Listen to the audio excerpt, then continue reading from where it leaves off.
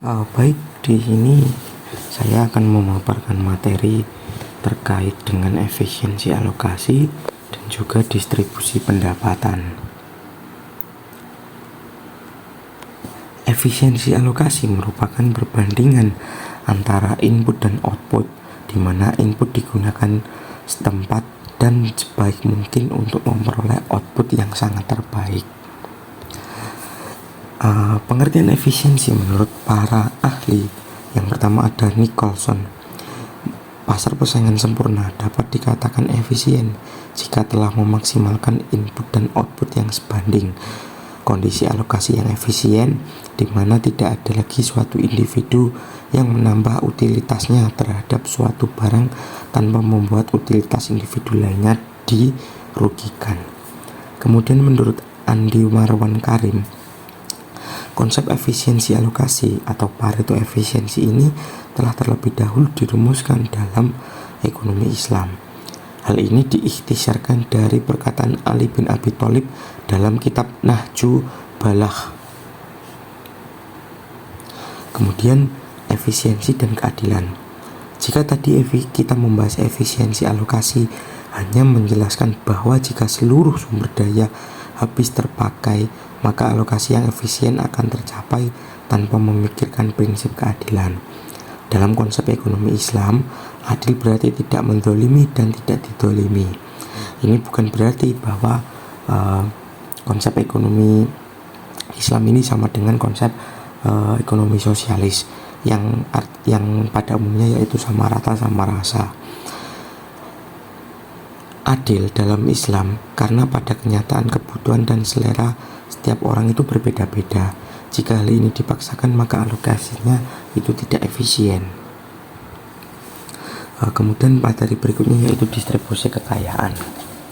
Nah, distribusi pendapatan dalam Islam merupakan penyaluran harta yang ada, baik dimiliki oleh pribadi atau umum, kepada pihak yang berhak menerima, yang ditujukan untuk meningkatkan kesejahteraan masyarakat sesuai dengan syariat. Fokus dari distribusi pendapatan dalam Islam adalah proses distribusinya. Secara sederhana bisa digambarkan kewajiban-kewajiban menyisihkan sebagian harta bagi pihak yang berkecukupan diyakini sebagai kompensasi atau kekayaannya, dan di sisi lain merupakan insentif untuk kekayaan pihak yang berkekurangan atau yang memiliki penghasilan defisit. Prinsip distribusi kekayaan. Konsep distribusi kekayaan itu menurut Islam ada 4. Yang pertama, kedudukan manusia berbeda antara satu dengan yang lain merupakan kehendak Allah. Kemudian yang kedua, memiliki harta pada hanya beberapa orang dalam satu masyarakat akan menimbulkan ketidakseimbangan hidup dan persen buruk bagi kehidupan. Kemudian yang ketiga, pemerintahan dan masyarakat mempunyai peran penting untuk mendistribusikan kekayaan pada masyarakat. Yang terakhir, Islam menganjurkan untuk membagikan harta lewat zakat, sedekah, infak, dan lainnya guna menjaga keharmonisan dalam kehidupan sosial. Kemudian sektor distribusi pendapatan. Sektor distribusi pendapatan ini ada 3, teman-teman. Yang pertama, distribusi pendapatan sektor rumah tangga, distribusi pendapatan sektor negara, distribusi pendapatan sektor industri. Nah, ini dalam Islam menegaskan bahwa distribusi pendapatan rumah tangga itu terdapat skala prioritas yang harus diperhatikan. Dari seluruh kepemilikan aset, pertama harus dikeluarkan atau didistribusikan untuk keluarga.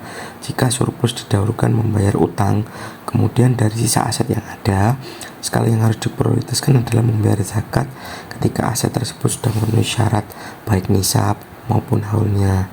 Sedangkan pendistribusian lain seperti infak, wakaf, dan lain-lain dilakukan setelah terpenuhinya kewajiban-kewajiban tadi, teman-teman. Pelaksanaan sepenuhnya diserahkan kepada keluasaan setiap muslim. Kemudian distribusi pendapatan sektor negara. Ajaran Islam memberikan kewenangan kepada pemerintah untuk mengatur pendapatan dan pengeluaran negara.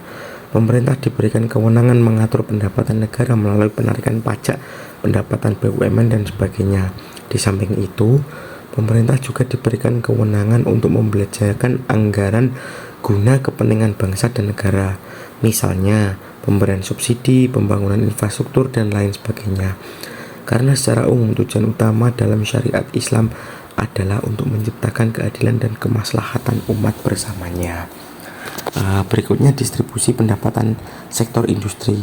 Distribusi ini terdiri dari mudharabah, musyarakah, upah maupun sewa.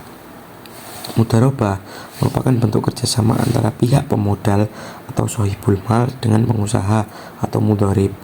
Dengan sistem bagi hasil, pemodal sebagai pihak yang mempunyai kelebihan harta namun tidak punya kesempatan atau waktu untuk mengembangkan hartanya. Ia mendistribusikan sebagian kekayaan kepada pengusaha dalam bentuk investasi jangka pendek maupun jangka panjang secara bagi hasil atau mudharabah. Tujuan-tujuan distribusi pendapatan dalam Islam yang pertama ada tujuan dakwah, tujuan pendidikan, tujuan sosial, dan tujuan ekonomi. Tujuan dakwah dalam distribusi pendapatan dapat dilihat dari penyaluran zakat. Kemudian tujuan pendidikan yang terkandung pada distribusi pendapatan dalam perspektif ekonomi Islam adalah pendidikan akhlak al-qori al-karimah seperti suka memberi, berderma, dan mengutamakan orang lain serta mensucikan diri dari akhlak al-dhummah seperti pelit, tamak, dan mementingkan diri sendiri. Kemudian tujuan sosial.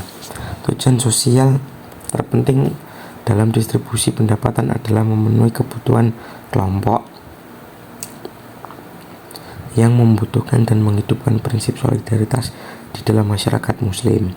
Kemudian tujuan ekonomi dalam distribusi ekonomi Islam memiliki tujuan-tujuan ekonomi, yaitu yang pertama mengembangkan dan membersihkan harta baik dalam bentuk infak sunat maupun infak wajib.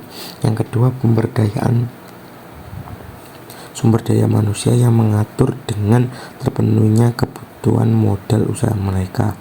Yang ketiga memberi andil dalam merealisasikan kesejahteraan ekonomi karena tingkat kesejahteraan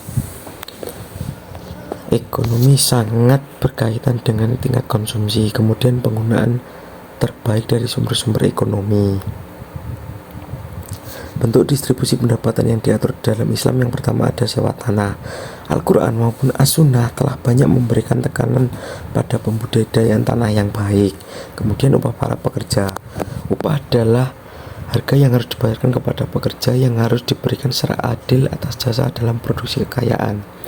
Kemudian modal atau imbalan. Modal adalah sesuatu yang diharapkan dapat memberikan penghasilan pemiliknya tanpa harus mengambil bunga darinya. Kemudian laba pengusaha. Laba merupakan bagian keuntungan seorang pengusaha sebagai imbalan atas usahanya mengelola perusahaan dengan menggabungkan berbagai faktor produksi untuk mencapai hasil sebanyak-banyaknya serta membagi keuntungan perusahaan kepada pemilik faktor produksi yang lebih dalam menyelenggarakan produksi. Kemudian dampak distribusi pendapatan dalam Islam. Yang pertama menciptakan kehidupan yang saling menghargai dan menghormati antar satu sama lain. Kemudian yang kedua, seorang muslim akan menghindari praktek-praktek distribusi yang menggunakan barang-barang yang merusak masyarakat. Kemudian seorang muslim juga akan menghindari praktek distribusi yang menggunakan barang-barang yang merusak masyarakat.